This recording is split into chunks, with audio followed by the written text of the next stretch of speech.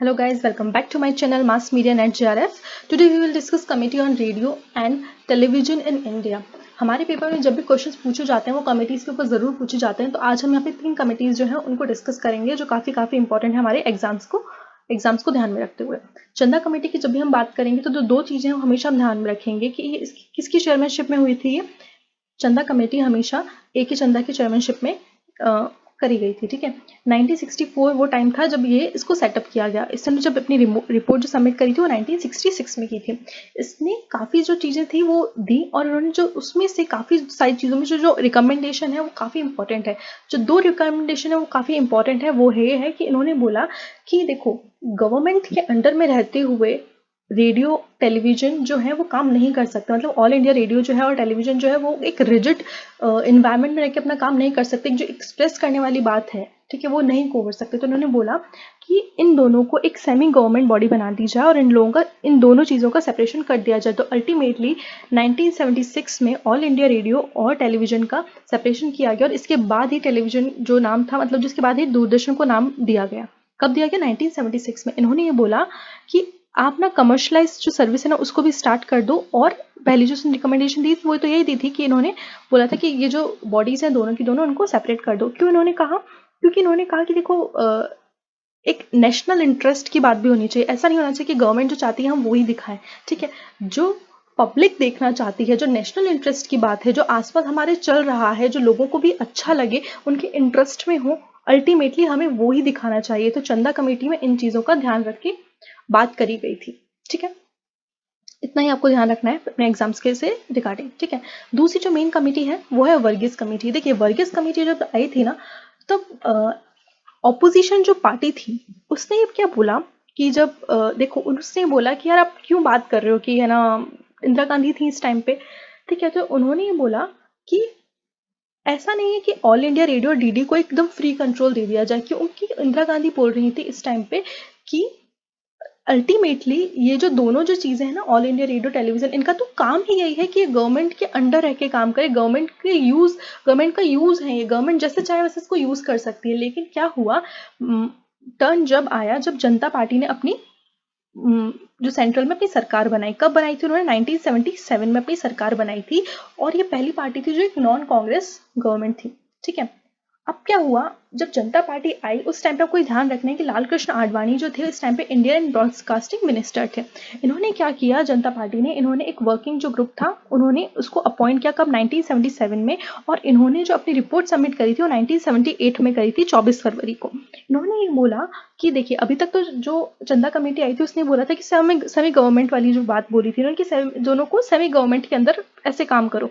लेकिन जब वर्गीज कमेटी आई तो उन्होंने ये बोला कि आप इसको ऑटोनॉमी दे दो, ऑल इंडिया रेडियो को भी और डीडी को भी। क्यों? क्योंकि उन्होंने बोला कि जो पूरी तरीके से पब्लिक क्या चाहती है, क्या देखना चाहती है, उस तरह का अगर काम रहेगा तो ज़्यादा अच्छा रहेगा।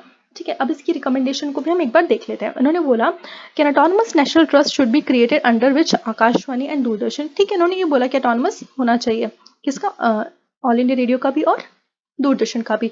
Radio and TV should work for public sphere. अब ऑटोनमस होगा तो लोग क्या देखना चाहते हैं वो दिखाया जाएगा। ऐसा नहीं रहेगा कि ये गवर्नमेंट तो तुम क्या कर रहे हो, एक डिक्टेटरशिप थोड़ी ना चलानी है यहाँ पे। ठीक है, तो उन्होंने बोला कि अगर ऐसा होगा ऑटोनमस तो पब्लिक स्पेयर के लिए अच्छे से काम कर पाएगा। The propose autonomous broadcasting authority should be owned by the nation and accountable for the parliament. ठीक है, इन्होंने ये बोला कि भाई जो ओन होगी वो नेशन के अंडर में होगी और अकाउंटेबल होगा कौन? पार्लियामेंट होगा।